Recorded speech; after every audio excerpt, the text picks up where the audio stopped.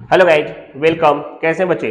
बात करें यार, लास्ट क्लास में कैश फ्लो स्टेटमेंट में इनडायरेक्ट मेथड का मैंने फॉर्मेट बताया था, ऑपरेटिंग एक्टिविटी। और यह कहे थे कि आज के क्लास में, नेक्स्ट क्लास में मैं आपका प्रैक्टिकल प्रॉब्लम शुरू करने वाला हूं डॉक्टर के एल गुप्ता वाले बुक से। चलते हैं आज की क्लास में, प्रैक्टिकल 1 to 7 बताऊंगा, 1 से 7 तक का प्रॉब्लम आज मैं बताऊंगा। आज इस वीडियो में समझाने वाला हूं। चलते हैं वीडियो की तरफ, ध्यान दीजिएगा। बात करें, देखिए आपके स्क्रीन पे practical problem number 1, practical problem number 2 और प्रैक्टिकल प्रॉब्लम नंबर 3 दिख रहा है आपके स्क्रीन पे। Practical problem number 1, practical problem number 2 और प्रैक्टिकल प्रॉब्लम नंबर 3 दिख रहा है। राइट डाउन कर लीजिए। चलिए, हाँ यार, यहाँ पे देखिएगा मैंने प्रैक्टिकल प्रॉब्लम नंबर 1, 2 और 3 बताया। शॉर्ट क्वेश्चन से एग्जाम में यार पूछता है, आपके यूनिवर्सिटीज में शॉर्ट क्वेश्चन ए और बी करके दे देगा, 2 क्वेश्चन, तो अच्छे से समझिएगा। बात करें, सबसे पहले क्वेश्चन में आपका नेट प्रॉफिट बिफोर टैक्स दिया हुआ था और सेम यार फॉर्मूला। देखिए यहाँ पे प्रॉफिट आफ्टर टैक्स दिया हुआ था 2,50,000 का। क्लियर? यहाँ पे प्रोविजन था करेंट ईयर का, तो हमने ऐड कर दिया 50,000 का, क्योंकि ये तो मतलब प्रोविजन घटाने के बाद ना हमारा मतलब प्रॉफिट दिख रहा होगा, तो प्रोविजन ऐड करेंगे। क्यों? क्योंकि हमको बिफोर प्रॉफिट जानना है। क्लियर?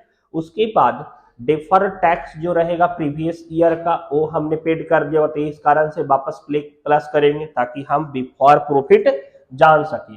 और यहाँ पे अगर टैक्स रिफंड हुआ होगा तो हमने प्रॉफिट में शामिल कर दिया होगा। ठीक है, रिफंड ऑफ टैक्स जो है, मतलब करेंट ईयर का tax, sorry, tax 2000 current year का हमने यहाँ पे मतलब पेड कर चुके थे। ठीक है, तो प्रॉफिट वहां पे घटा हुआ था, तो यहाँ पे हमने इसको माइनस कर दिया, तो 12,500 माइनस करने के बाद हम लोग का नेट प्रॉफिट बिफोर टैक्स आ गया 2,97,500, 2,97,500। यह आपका हो गया net profit before tax, question number 1। Clear? ये देखिएगा, अब क्वेश्चन नंबर 2 की तरफ चलते हैं, ध्यान दीजिए। क्वेश्चन नंबर 2 में भी net profit before tax charge करना, थोड़ा क्लियरली यहाँ पे लिखे ताकि आपको समझ में अच्छे से आए। Net profit as per current year दिया हुआ था 1,65,000 का, मतलब करेंट ईयर में हमारा प्रॉफिट 1,65,000 दिख रहा है, लेकिन प्रीवियस ईयर का प्रॉफिट था 1,00,000 का, तो डिफरेंस करेंगे ना, मतलब करेंट ईयर में प्रॉफिट हमारा ड्यूरिंग द ईयर 65,000 ही हुआ, वह हमने लिख दिया। Workman compensation reserve, workman compensation reserve, यहाँ पे आपका डिफरेंस, कोई भी रिजर्व रहेगा बच्चे, उसके अगर 2 साल का इंफॉर्मेशन दिया हुआ है तो उसके डिफरेंस को हम लोग ऐड करते हैं। तो यहाँ पे वर्कमैन कंपनसेशन रिजर्व आपका 10,000 का था, वो मैंने लिख दिया।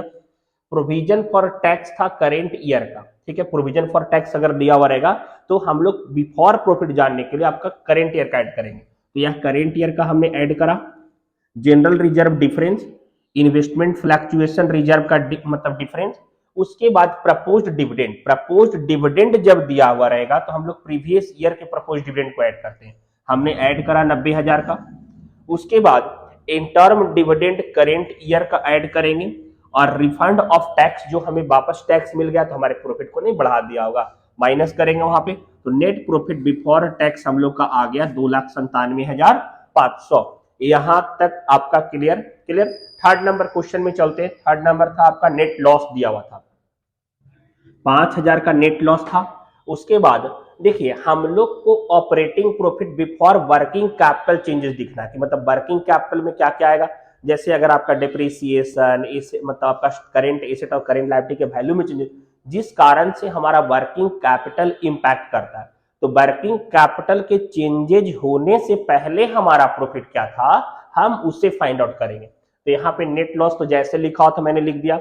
डेप्रीसिएशन, डेप्रीसिएशन हम लोग माइनस कर दिए होंगे, तो डेप्रीसिएशन जब माइनस करेंगे तो प्रॉफिट हमारा कम हो गया होगा, तो सही करने के लिए ऐड करेंगे ना, इस कारण से ऐड किए। बैड डेप क्या कर देंगे, माइनस कर देंगे, तो हमारा वर्किंग कैपिटल कम हो गया होगा, तो ये प्लस कर दिए।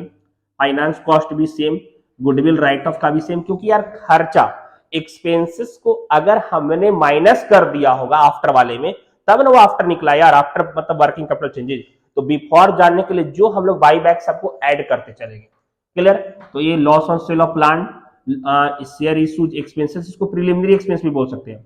Provision for doubtful debt, loss on sale of fix asset और प्रिलिमिनरी एक्सपेंस अलग से दिया था, इन सबको हमने ऐड करा।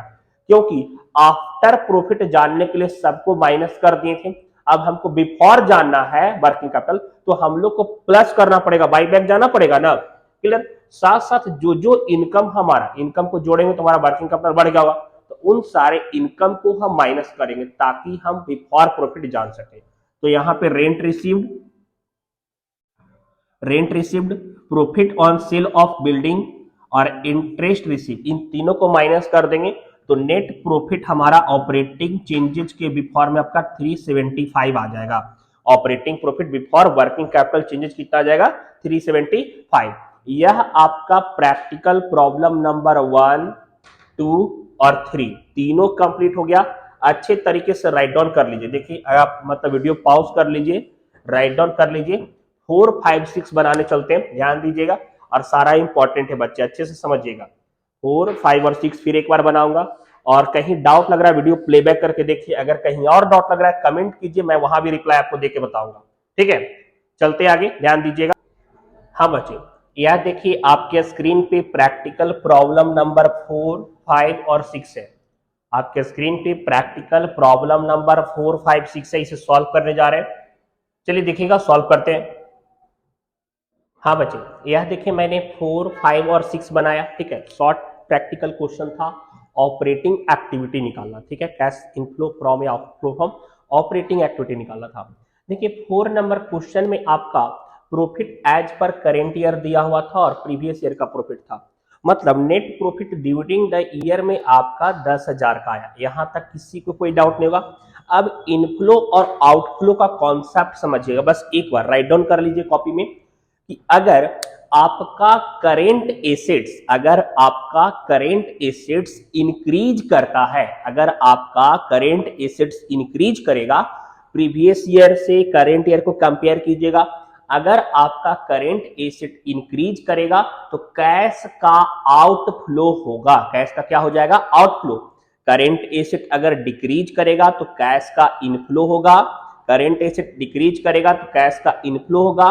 करेंट लाइबिलिटीज अगर इंक्रीज करेगा तो कैश का इनफ्लो होगा। कैश का क्या होगा? इनफ्लो।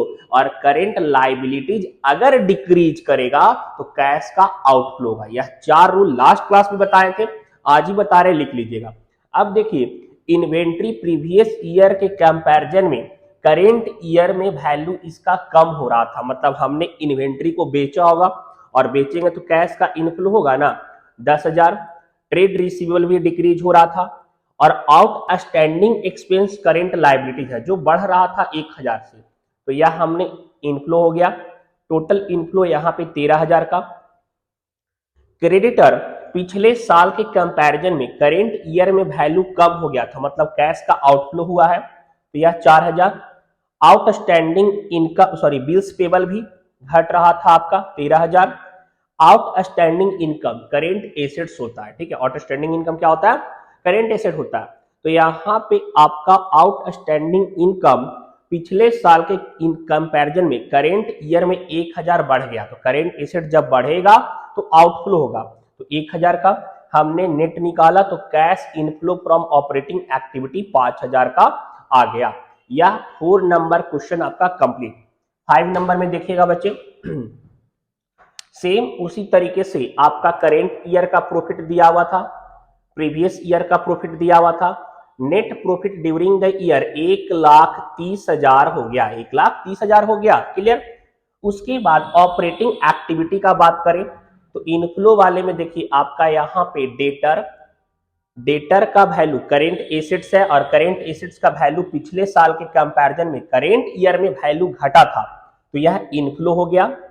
क्रेडिटर का वैल्यू लाइबिलिटीज है, करेंट लाइबिलिटीज, और बढ़ा वैल्यू करेंट लाइबिलिटीज का वैल्यू इंक्रीज करेगा तो कैश इनफ्लो होगा, तो यह इनफ्लो वाले में लिख दिए। प्रीपेड एक्सपेंस करेंट एसेट्स था और इसका वैल्यू घटा, तो यह इनफ्लो हो गया। आउटस्टैंडिंग एक्सपेंस करेंट लाइबिलिटीज है और इसका वैल्यू बढ़ गया, मतलब पिछले साल के कंपैरिजन में आउटस्टैंडिंग एक्सपेंस करेंट ईयर में बढ़ गया, तो यह आपका इनफ्लो हो गया। एडवांस इनकम आपके लिए करेंट लाइबिलिटीज होता है और इसका वैल्यू पिछले साल के कंपैरिजन में करेंट ईयर में बढ़ गया, तो यह भी आपका इनफ्लो हो गया। Clear. Bills receivable current assets है और इसका वैल्यू पिछले साल के कंपैरिजन में करेंट ईयर में इंक्रीज कर गया, तो कैश का आउटफ्लो हो गया। बिल्स पेबल करेंट लायबिलिटीज है, पिछले साल के कंपैरिजन में करेंट ईयर में इसका वैल्यू बढ़ गया, घट गया। बिल्स पेबल का वैल्यू पिछले साल के कंपैरिजन में करेंट ईयर में घट गया, तो यह कैश का आउटफ्लो हो गया। आउटस्टैंडिंग इनकम करेंट एसेट्स होता है और पिछले साल के कंपैरिजन में करेंट ईयर बढ़ा, इस कारण से यह भी आपका आउटफ्लो हो गया। हमने नेट निकाला तो cash inflow from operating activities आपका 1,34,550 आ गया। यह 5 नंबर क्वेश्चन आपका कंप्लीट हो गया। चलिए 6 में चलते बच्चे, ध्यान दीजिएगा। 6 नंबर में आपका लॉस दिया हुआ था, net loss during the year आपका 45,000 का। प्रोविजन देखिए पिछले साल में 1,000 है, करेंट ईयर में कुछ भी नहीं, तो आपका प्रोविजन राइट अप हो गया, वह भी ऐड कर देंगे। आपका नेट लॉस हो गया टोटल 46,000 का। Clear.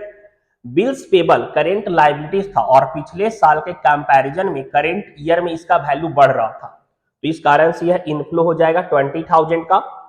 Trade receivable current assets है और इसका वैल्यू बढ़ा, तो करेंट एसेट्स का वैल्यू अगर बढ़ागा तो आउटफ्लो हो जाएगा, तो यह 9,000 आउटफ्लो हो गया। क्रेडिटर करेंट लायबिलिटीज है और इसका वैल्यू घट गया। करेंट लायबिलिटीज का वैल्यू पिछले साल के कंपैरिजन में अगर करेंट ईयर में घट जाएगा तो कैश का आउटफ्लो होगा, 5,000 का आउटफ्लो होगा। और जब बैलेंसिंग करें हम लोग, मतलब इसको कैलकुलेट किए तो माइनस में रिजल्ट आया। जब माइनस में रिजल्ट आएगा तो हम लिखेंगे cash used in operating activity 40,000। Cash used in operating activity कितना? 40,000। क्लियर। यहां तक आपको कोई डाउट नहीं होगा, कोई शिकायत नहीं, समझ में आएगा। नहीं समझ में आया वापस वीडियो प्लेबैक करके देखिए। और लग रहा है बच्चों ने कि चैनल हमारा हेल्पफुल है तो शेयर भी कीजिए, सब्सक्राइब कीजिए, लाइक कीजिए। ठीक है बच्चे, मिलेंगे नेक्स्ट क्लास में, और नेक्स्ट क्लास में आपका आगे का क्वेश्चन भी सॉल्व करूंगा। जैसे आप हमारा मैनेजमेंट का देख रहे हैं वीडियोज, टैक्स का, कॉस्ट का, बिजनेस मैथमेटिक्स का, स्टैटिस्टिक्स का, सारा आपका A to Z क्वेश्चन हमारे पास मिल जाएगा हमारे चैनल पे। साथ साथ आपके junior BCom first year second year वालों का भी सारा सिलेबस अवेलेबल है, तो मैक्सिमम लोगों को शेयर करें।